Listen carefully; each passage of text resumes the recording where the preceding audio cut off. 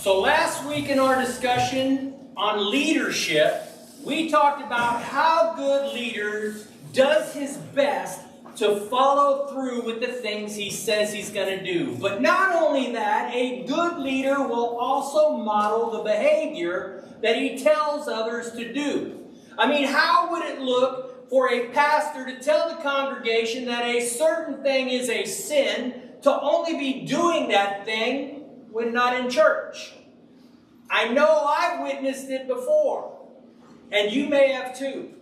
But that's the thing, most times, if you are not living out what you are telling others, people see it. How many of you, when you were younger, had a curfew that you thought was extremely too early? Say like 8 p.m. My family also had one of those. Up until I was in like the 4th grade, I had to be showered and in bed by 8. Hated it! And so did my brother. For me, I hate it because I'm not really a sleeper. My body has never required the 8 to 10 hours of sleep. I only needed like 4. And I am still like that pretty much today. So every night I would go to bed and find ways to entertain myself like till 2 or 3 in the morning, fall asleep finally, and get up around 6 to do the whole day all over again. My brother, well, he was a sleeper. He needed at least 10 to 12 hours a kid. Or this dude was just plain angry at the world. But funny thing, my brother didn't think so. But in this situation, he was on my side about our bedtime being way too early. Especially for a high root 2 4th grader like myself. So my brother and I teamed up and did what all kids do. They find the weak link in the parent chain. And in my family, when it comes to this kind of thing, it was definitely my dad. Even though my dad was a military dude, he really hadn't a clue to being the strict dad at home. But my mom, dude, she would take down and leave you wondering why you would even dare ask her a stupid thing like changing your bedtime with just a look. Who here has that mama? We also knew my dad's weaknesses, right? And his big one, if you whined long enough, and hard enough, and loud enough, he would cave. So the excessive pleading began. Now, Dad, I give him credit. He was holding strong for a while. But my brother, he had a trick up his sleeve that I did not have. And he broke it out. You see, my brother could cry on demand. And once the waterworks started, my old man caved like a sandcastle being hit by a wave on the beach. My dad then decreed, "Fine! You can go to bed whenever." And with that, our household was thrown into complete and utter chaos. And here is why. Have you ever noticed that when there is a change in or a lack of rules, we, as in all those within the sound of my voice, tend to take full advantage of that? But also another thing tends to happen. Consequences. For my brother, the consequences showed up immediately. He started going to bed around 10 p.m. to midnight, and he would get up around 6 a.m. time. That was not allowing a 10 to 12 hour guy to get his 10 to 12 hours. My brother was always tired, always grouchy, and even started falling asleep in school. Now I, as a 4-hour guy, did not have that problem. I still got up fresh and sparkly, just like I am now as I stand here before you. But I did run into consequences, though. For me, the changing of bedtimes changed when I would come home, and you could probably guess the amount of trouble I tended to find myself getting into. I was a prankster, liked to have fun, always looking for it. Never really looking for trouble, but it always found me. My consequences for my actions tended to be, you're grounded. So the room I tried so hard to get out of became where I would serve out my punishments.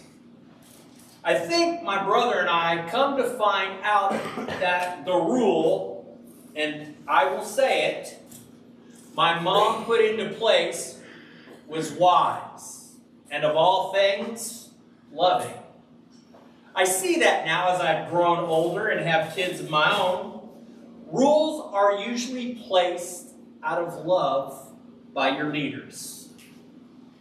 When we think of rules in the church sense, we always think about Exodus 20, 1 through 17. So grab your Bibles and let's take a look. I'll give you a half second here.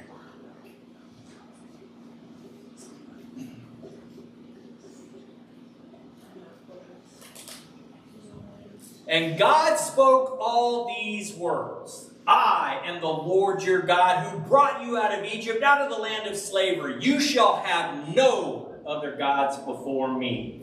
You shall not make yourself an image in the form of anything in heaven above or on the earth beneath or in the waters below. You shall not bow down to them or worship them. For I, the Lord your God, am a jealous God, punishing the children for the sin of the parents to the third and fourth generation of those who hate me, but showing love to 1,000 generations of those who love me and keep my commandments. You shall not misuse the name of the Lord your God, for the Lord will not hold any guiltless who misuses his name. Remember the Sabbath day by keeping it holy. 6 days you shall labor and do all your work, but the 7th day is the Sabbath to the Lord your God. On it you shall not do any work. Neither you nor your son or daughter, nor your male or female servant, nor your animals, nor your foreigner residing in your town. For in 6 days the Lord made the heavens and the earth, the sea, and all that is in them. But he rested on the 7th day. Therefore the Lord blessed the Sabbath day and made it holy. Honor your father, your mother, so that you may live long in the land the Lord your God is giving you. You shall not murder. You shall not commit adultery. You shall not steal. You shall not give false testimony against your neighbor. You shall not covet your neighbor's house. You shall not covet your neighbor's wife, or his male or female servants, his ox or donkey, or anything that belongs to your neighbor. So, before we look at those, we hear these things that you might think, dude, rules are for suckers. They are just tools of the man to keep down the man. Oops. Sorry, I got carried away a little bit. Was kind of having 70s flashbacks there. So stop laughing. I am that old. Moses has been summoned to Mount Horeb, also known as Mount Sinai, where God writes on 2 stone tablets the 10 commandments we just read, fulfilling a promise that God made to Moses when God met Moses as the burning bush, that Moses would return. And we find that in Exodus 3:12. And I got it up here. But I will be with you, and this shall be a sign for you that I have sent you. When you have brought the people out of Egypt, You shall serve God on this mountain. So again, before I move forward, I want to ask a question. When I play a game, or when you play a game, do you always abide by the rules of the game? Or do you have a tendency to fudge on the rules in order to win or get ahead? Kind of like I was doing when the bedtime rule was changed in my family. God gives us the commandments, not as rules that we are to follow like rules of a game at times, bending and breaking the rules to try and get the outcome we desire. The commandments were put into place to help create a guide for God's people to really learn how to be in community with God. The people of Israel were in love and worshiped God, but also called to follow His rules, His commands. But God also did this. If you follow these commandments, He promised to be with them. He promised to provide for them. He promised to bless them. How loving is that? But as you look at the 10 Commandments, I will bet that there is one on that list. When I read it aloud, you might have winced just a bit. I mean, so many rules, I can be bad at one of them, right? God says no. That's a sin. When we don't follow the commands of God, we sin. And here's the rub. We are not perfect. We probably, scratch that. We definitely break a commandment or 10 daily. So, if I break the rules and that is sin, and sin separates me from God, and I break the rules daily, man, I just got no shot at this eternity thing, as I will never be that good. But this is where God truly shows His love for us. He knows we cannot meet that standard. That is why He sent His Son. Someone had to take on that sin, all those broken rules, and He says, you're forgiven. Have you ever really given any thought to why your parents give you rules? It's out of love. Either to guide you forward or protect you, right?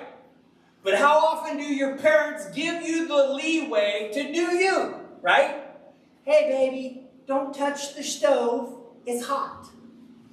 Why is our first response to touch it? But every time we touch it, we get burned. But after we touch the stove and instantly get the consequences of being burned, we should have learned our lesson. Our parents warned us of a danger. We ignored and paid a penalty. Doggone it, again, Mom was right. And her being right was out of love for you. As we break down the commandments, we also see they have some difference in who the rules are for. The first 4 are meant for God and how we are to honor, to love, and yes, obey Him. The last 6 are how we are to deal with others by our own actions. God is the supreme leader of us all. And His rules are absolutely given to us out of His love. It's why we have rules down here in youth. If we didn't have rules, anarchy would take over. Nobody here would really enjoy youth. And nothing really gets done or learned. I give the rules, I do here, out of love. We talked somewhat about the Pharisees. They made lots of rules for followers of God to follow. So why were they condemned by God? Well, it's because these leaders represented God, and the rules they should have been given, they have been making laws that should have been serving God.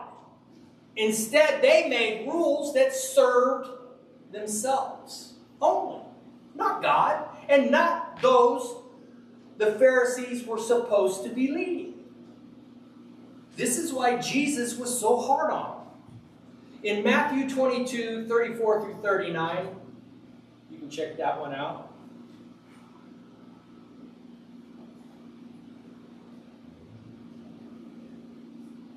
We even see Jesus get into the commandment game. But Jesus is answering a smart-alecky Pharisee who thinks he is laying a trap for Jesus by asking which of God's commandments he viewed as the greatest. Like last week, Jesus lays the smackdown on him. Check it out. Hearing that Jesus had silenced the Sadducees, the Pharisees got together. One of them, an expert in the law, tested him with this question. Teacher, which is the greatest commandment in the law? Jesus replied, love the Lord your God with all your heart and with all your soul and with all your mind. This is the first and greatest commandment. And the second is like it. Love your neighbor as yourself. The Pharisee trying so hard to get Jesus. We're just given the 10 commandments in this brief statement of love. Why do I say this? Remember, the first 4 commandments were about how we were to love, worship, follow, and obey God.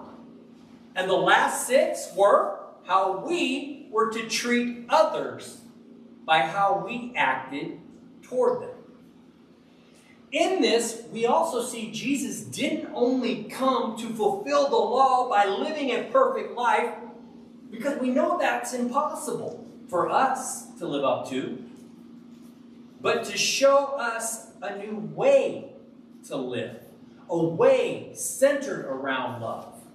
God always intended for us to live this way.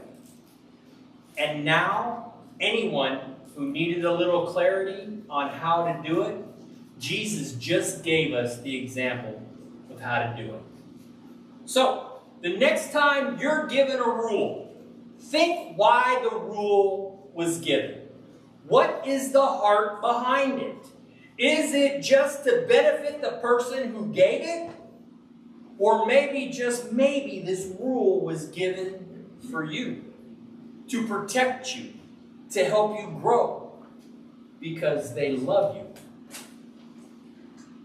I know the rules I give my family are out of love. I only want the best for them. And guys, know this. Each and every one of you in here, if you like it or not, you're part of my family. So it's about time you invited me over for a Thanksgiving meal, huh? And oh yeah. When it comes around to Thanksgiving, I'll maybe bring you some of my chicken. And guys, know this. I love you all.